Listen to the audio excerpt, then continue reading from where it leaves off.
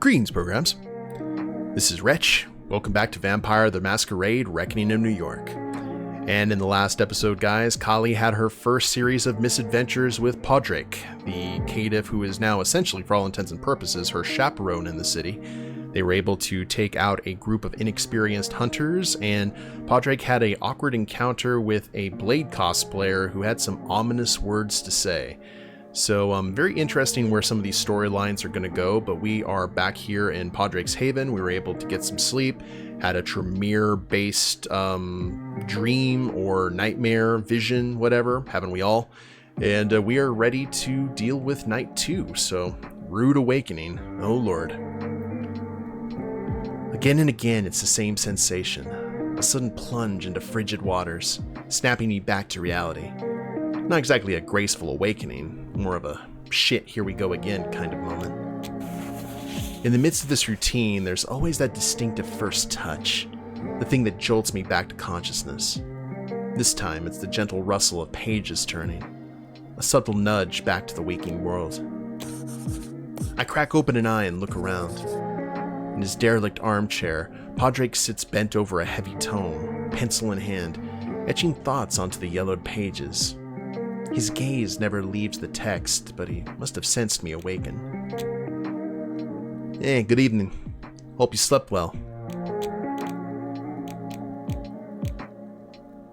Kinda. As well as one can when their home's been taken away. God, I had so many cushions. I bought them myself, you know. There's even a little fox embroidered on one. Yeah, very quaint. I would never have pictured you as one for nostalgia.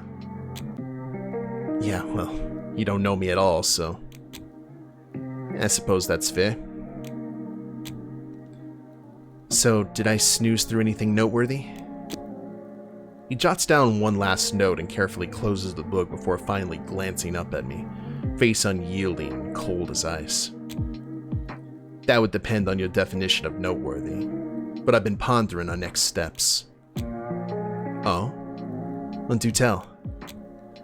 I've been working for the Anarchs for the past 2 years and forged friendly relationships with some of them. Torque included, although in his particular case I'd rather avoid his presence. I'm with you on that one. That makes 2 of us. Judging by his sour face last night, he was not happy with me snagging you away like that. Well, I am of help to him in the current situation. Torque is more than occupied with the goings-on within his turf at the moment. He may have neither time nor patience for a visit. Yeah, alright. So what do you propose then? The allegation against your sire. See, I happen to know someone who used to be deeply entrenched in the darker corners of the Red Market. An Anarch, working not too far from here. If Cassell truly wields as much influence as the court suggests, my contact could offer substantial aid. Or Castle. Substantial, you say? Wow, can't argue with that. Except it's a no-go, amigo. His face scrunches up in surprise and repeats the words as if trying to taste them for poison. No-go, amigo. Look, I get it. You have friends and contacts aplenty, but so do I. Also, I know Reynard Castle like the back of my hand. He's been dealing all around the city on and off for almost 2 years. There's gotta be somebody here who knows where he bailed. Pádraic furrows his brow, waiting for me to elaborate further. This is a real quandary. 2 little angels whisper steadily into my ears, one having fallen spectacularly into the depths pits of hell, while the other has only sauntered vaguely downwards, spouting completely contradictory notions. In the end, I ignore them both, as I often do, and choose a third option, the best option, one where I don't have to reveal much at all. There's this one guy who hangs around Harlem, Eli Sansarik. Apparently he's one of the few kindred that didn't burn with hatred for Reynard, so it must mean they were getting along. He tilts his head slightly at the name of my, well, let's just call it a contact. Eli Sansaric, the Serpent. Why? Do you have something against them? Do you know what the Ministry... Never mind that. Do you have the slightest inkling about what Sansaric's capable of? The Ministry always has something to offer. This often cult-like clan recruits those able to employ temptation as a weapon. They embrace those with the will and means to sway, entrap, and ultimately liberate their targets from whatever they seek. The victim's possessions, allegiance, or even faith. To the Serpents, everything has a price. Monikers, the Clan of Faith, the Setites, followers of Set, the Clan of Lies, Typhonists, Serpents, Liberators, and Judasians. Now, the very first clan I ever played in VTM, way back in the day, were the followers of Set. I thought they were so cool. So it's Sansarics. Oh, I'm not fond of that look. The one filled with pity, but somehow I can't seem to bring out a credible lie to spite him. Go on, enlighten me. To put it bluntly, only in the most desperate situation would anyone with an ounce of sanity consider seeking out Eli Sansaric. A perfect lead given my circumstances. I can go find him now, have a little chat, and be back in no time. We could go find him, but it's far from the best course of action at the moment. Sansaric is known to be extremely dangerous and territorial. We should not take him lightly. I propose we go to the Anarchs first. At least we won't be in danger of losing our heads. You're being so dramatic. We're gonna be fine. What's the worst that could happen? I believe us literally losing our heads is most definitely in the realm of possibility. We could split the party, you know. Again, we most certainly could not. See, I think... Sweet lord, this guy. Time to kick things up a notch. I fish a weighted coin out of my belt bag. Whoops, sorry, I think I reached my limit there. How about we just flip a coin? Heads, we go to Sansaric. Tails, we go to Harlem. You mean the Bronx. I hate it when people actually listen to what I say. Fine. Call it already. I see him hesitate, eyes going blank for a moment. His hand almost inadvertently crawls toward his ring, spinning it around a couple of times. Squinting at it, I finally manage to make out that it's a dice ring. One of those real dorky ones that D&D nerds wear when they want to look their silliest. Finally, Pádraic looks back at me, gaze as sharp as ever. Alright, but you call it. Sue yourself, buddy. It's your funeral. Toss for hell. Let's see. Heads we go to... I kind of want to run into the Ministry. We'll toss for heads. Is this a Harvey Dent coin situation? Heads. I lower my head to hide a little smile. The weighted coin glimmers in the warm light of the floor lamp as it soars through the air, spinning quicker than the wheel of fate. It lands safely on my outreached hand and I flip it onto my palm, showing it confidently to Pádraic without even a glance. He looks at it and smiles up at me like the cat that got the cream. Tails, fancy that. Seems we're going to the Bronx after all. What? Impossible. It's truly impossible. This has never happened before. Traitorous coin. Have I not been good to you? Have I not kept you safe in my pocket all these years? Is that how you repay me? I mean, what the actual fuck? Who is he? Did David Blaine finally freeze to death and turn into this lanky trickster? How did he... Best 2 out of 3? Come on. We can take my car. Well, shit. That's one battle lost. Yeah, your car. Wait, you mean that black rattle trap out front? It's a perfectly serviceable vehicle, whose minuscule size allows for... You know what? How about we just go and you can enjoy your minuscule vehicle in silence? Oh, I guess we'll run into the ministry later, maybe. A is for anarchy. Stupid coin. Gotta take the L, I guess. Not my ideal move, but tagging along with the caitiff might get me some answers. Plus, having seen Torque's reaction at Elysium, those anarchs might have a soft spot for Pádraic and share more than they would if I had asked them myself.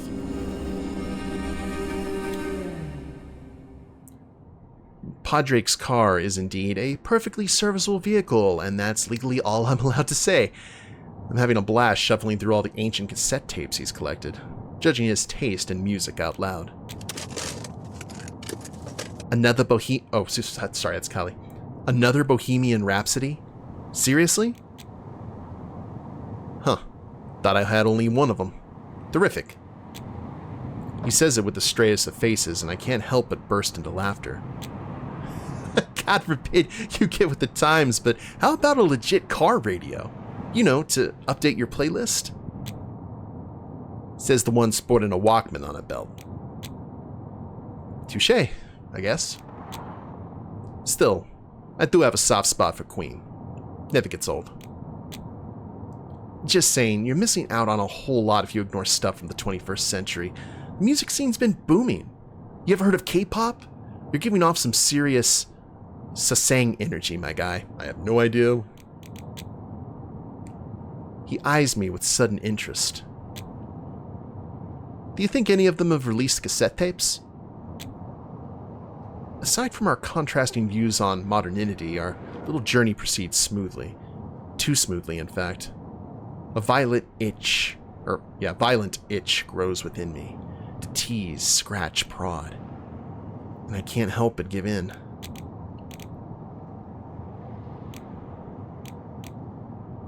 Let's shake him until he spills. So what's up with... let's just see if we can learn something about the name. So what's up with Pádraic? You said you've been in New York for 2 years now? Yeah, sounds about right.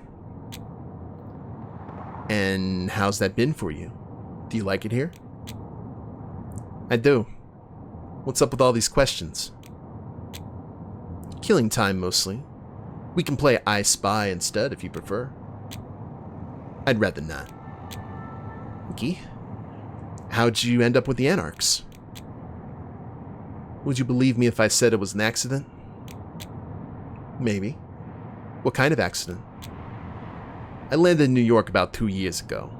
Shortly after, I managed to save a handful of Kindred, mostly of the Anarch variety, although I do believe there was some Camarilla in the mix. It earned me what I would call tentative trust from Torque, and not much else, as you might have assessed back in Elysium. Wow, how noble. So how did you go from Kindred hero to Camarilla's gopher? There's a pause if he's genuinely considering the trajectory of his own life. I've realized I probably needed to choose a different voice for Pádraic, but, you know, we're committed. I have a knack for playing peacemaker, apparently. And while Torque considers it an asset, the Camarilla thinks it's a chink in his armor. Or, compromise isn't exactly in their vocabulary, you know. Oh, I definitely do know. But if you save some Camarilla Kindred as well, why not start with them and curry some favor? They're the fat cats of New York, right? I'm a caitiff, Callie. My kind's not exactly welcome around the ivory tower. A rare feeling of guilt washes over me, even though there's no bitterness in his voice. After a brief, uncomfortable silence, I abruptly change the subject and lead the conversation onto a slightly different track.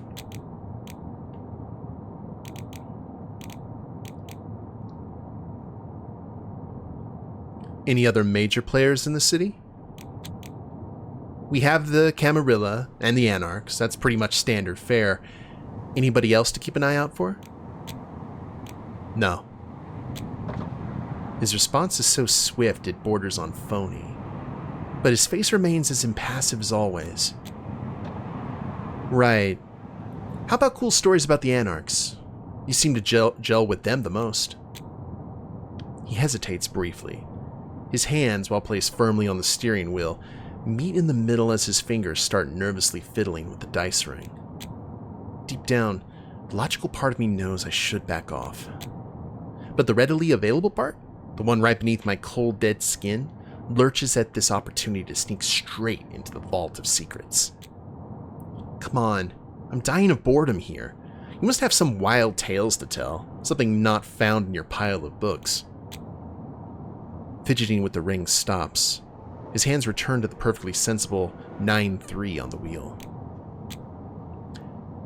No wild tales, really. I mostly just talk to people. Riveting. What kind of people? Thin bloods for the most part. I was particularly interested in the one called Sana, but mentoring her tends to shut conversations down. Probably because she met her final death 4 years back. At the hands of the sheriff, no less. Thin blood.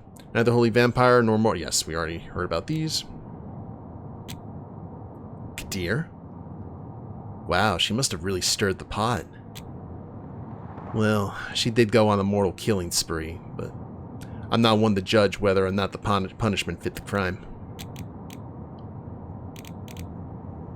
What? Wait, she just straight up murdered a bunch of mortals?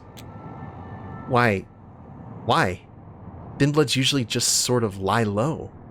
Better for their health in general. He hesitates again. Why so secretive about a thin blood going rogue? Yeah, she claims she was acting under orders from Cain, urging her to kill. Cain, a mythical figure considered to be the first and most powerful vampire, the same person as Cain from the biblical stories. Some vampires refer to themselves as Cainites, members of the race of Cain. Back in old VTM, you had many members of the Camarilla consider themselves Kindred, while the members of the Sabbat, who were the major faction, opposing faction of the Camarilla, referred to themselves primarily as Cainites. My eyebrows shoot up, waiting for him to continue. He allegedly told Sana at the end of the world is nigh, and somehow that devolved into a killing spree. And she never questioned why the creator of our whole species would specifically choose her, and just straight up went on a rampage? For some reason, this perfectly innocent remark really gets on his nerves. Look, I'm just telling you what I heard. I never met Sana myself, I just found her condition fascinating. Hey, no need to get worked up. I glanced at your research notes. I know you're really into the inner voices stuff. I'm not judging, it's just... We can end this conversation anytime you want. Really. It's just that you have some really niche hobbies, you know? May I interest you in, I don't know, crocheting or something? It's a lot less intense than chasing crazies. The Kindred might not need air. But Pádraic sighs so profoundly, it probably echoes into the very afterlife, or wherever else Sana went after meeting her final death. I'm not sure what I expected from an Anarch outpost in one of the most densely populated cities in the America. Maybe a sewer hideaway sitting right next to the local rats. Maybe a few Prohibition-era cellars linked by a web of secret corridors. Maybe even a chaotic squad in a dilapidated brownstone. But a grimy auto repair shop with a bold red sign proudly declaring it's Mato's place? That definitely wasn't on my list.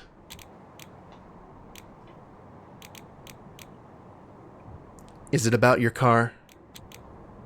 Now, I know I'm not supposed to talk about your perfectly serviceable car anymore, but is this really the right time for your yearly inspection? Ouch. The silent treatment. Pádraic parks carefully, checking the side mirrors to see if he's aligned perfectly with the curb. Finally, with a satisfied nod, he turns the engine off. Let's go. As he gets out of the car, just like that. I follow, of course, not because he told me to, but, well, hanging solo in a car at night tends to get real boring real fast, even with Queen Dida Dane in the background. Hey, Mato? You there?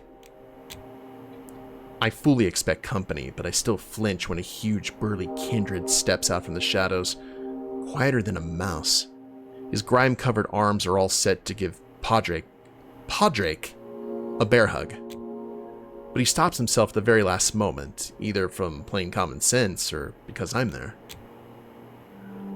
Paddy, you looking good, my man? What can I do for you? You need me to take a look at that old clunker of yours? Paddy? Clunker? Oh, this is gonna be good. I grin at Paddy expectantly, only to be met with his gaze full of discontent. My clunker's in top shape, thank you, Mato. Besides, I can see you're rather busy tonight. Still, I hoped you'd have a moment for a few questions, though. Won't take long. Mato erupts into laughter, patting Paddy on the shoulder with a hand as big as a dinner plate. Any mortal would get pulverized by a friendly little pat like that. This gentle giant is truly something else. Anything for you, my man. And speaking of, who's this you brought? Mato's gaze cuts right through me. His hawkish eyes surprisingly cool and sharp despite his rugged exterior. A split second passes before I realize he's sizing me up, and that I'm coming up short. Mato probably wouldn't spare me a second glance if it weren't for Pádraic. Mato, meet Kali. She's got in a bit of a situation with the Ivory Tower. You see, well, to put it short, her execution is on hold provided she delivers the council her sire's head on a silver platter. Mato lets out a long whistle, his eyes gaining a touch of warmth and, dare I say, grudging respect. Damn! What's your sire accused of? That's kind of what we're trying to piece together. Ever come across a lick who goes by Reynard Castle? Reynard, huh? Can't say it rings a bell. What's his deal? Blood trade, among other things. Pádraic says it quietly, sharply, with no hesitation, and I swear I see a bit of vitae drain from Mato's face. He almost drops a dirty rag he's been fiddling with ever since we got here. A tense silence fills the air, stretching like an endless rubber band. Thankfully, just as I'm a second away from blurting out some nonsense to break it, Mato speaks up. I left that shit behind, man. You know that? I know. Believe me, we're not here to dredge up the past. We just need a direction. Nothing more, nothing less. Surely there's someone who's still in the loop. Someone who might have heard some rumors. Mato falls silent, avoiding Pádraic's eyes. Internally, I'm giving Pádraic a standing ovation. I mean, I'm well aware I've misjudged my Kate of caretaker. Damn if he's not a wire puller. Maybe he can even teach me a thing or two. Look, I get it. It's a difficult situation for you, but I was really hoping you could help me out here. You know I'd not hesitate to recuperate as I have done in the past. Or reciprocate. Words. Yeah, I know. He seems more resigned than irritated, but still refuses to speak. Eyes downcast, body language borderline deer in headlights. There must be some juicy history between those two, and I make sure to remember that info for later. Pádraic shoots me a quick look, but before he can double down on the guilt tripping, I flash my most charming grin and step forward. You see, I've only known Paddy here for what, a single night? Turns out that's more than enough to figure he's pretty good at killing the vibe when he puts his mind to it. That earns me an outraged glare from the caitiff, which I cheerily ignore, and an unexpected chuckle from Mato. I count my blessings and push on. Look, I don't know the first thing about you. The whole blood trade drama or whatever, that's none of my business. I'm not about to dig in your dirt. Survival's the game we're all playing, right? Throwing a Reynard quote out there is kind of cheap, but tends to work like a charm. So I'll back off. Plus, I'm in a spot where I really can't afford to have anyone else in this town be pissed off at me. Yeah, gotcha. It's just that... No need to spell it out for me. Gnarly past are sort of my thing, you know? Let's just drop the whole shebang, alright? He nods hesitantly, and I'm not sure if he caught on to my attempt to win him over. I really hope he didn't, because I've already scanned his workshop and caught a bait or two I can feed him to keep him on the hook.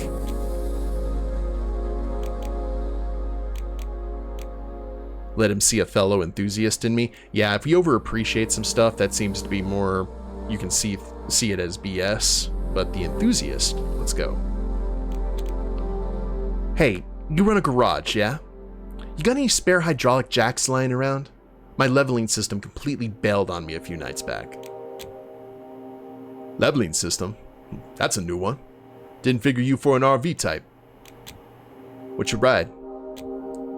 I mean, it kind of started as life as a Class C Mini Winnie, but after years of us messing with it and adding stuff, it's basically a custom build now.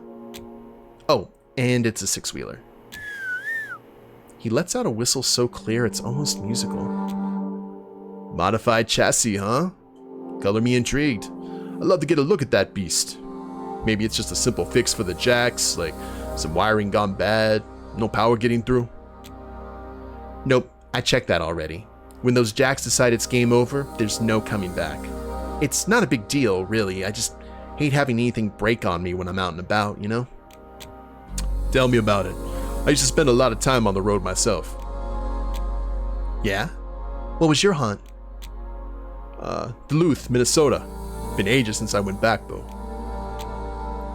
Why's that? Oh, you know, stuff, business, responsibilities.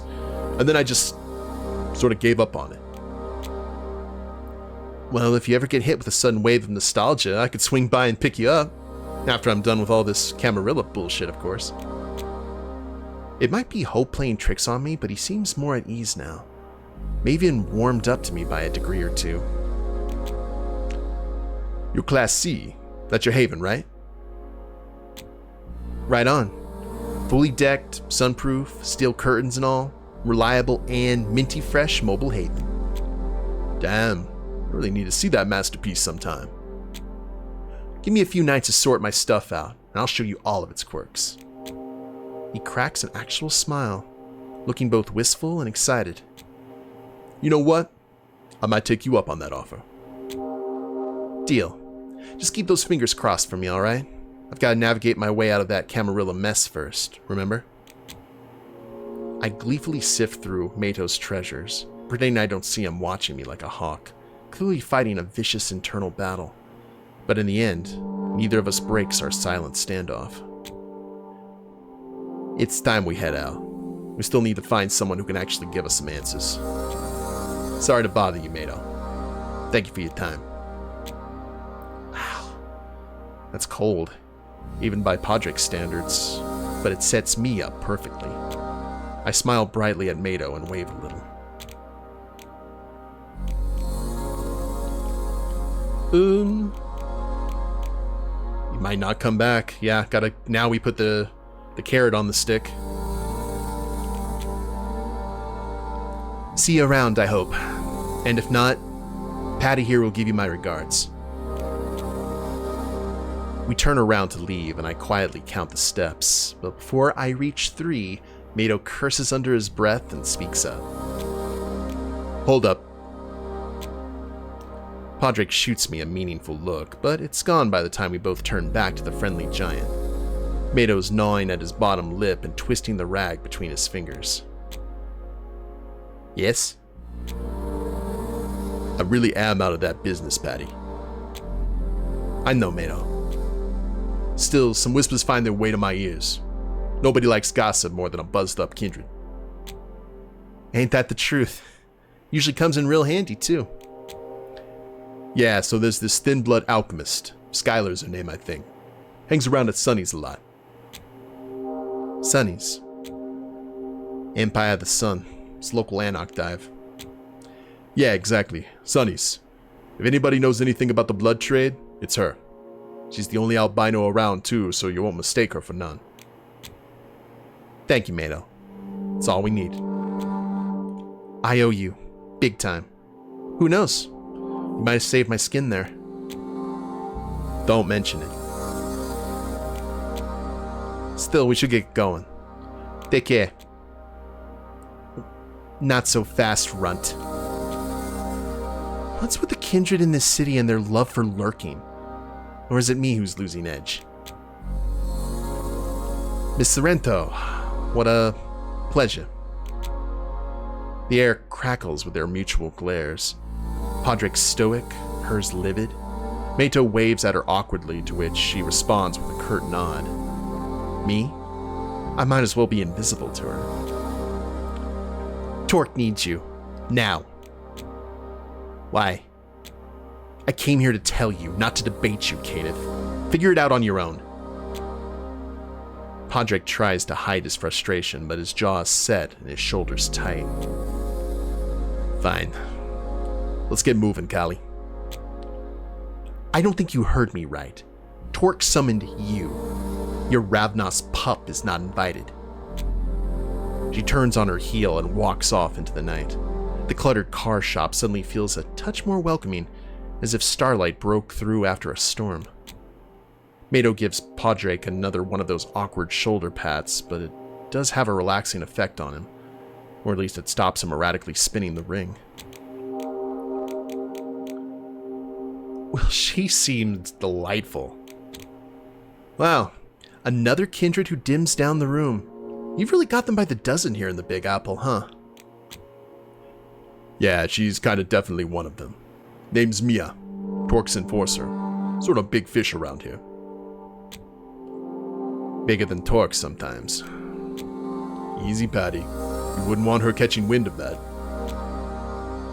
Pádraic clears his throat in a uselessly mortal manner. Right. I believe that's our cue to go. Thanks again, Mato. Don't mention it. And hey, you're welcome back anytime. Both of you. You got it. Later.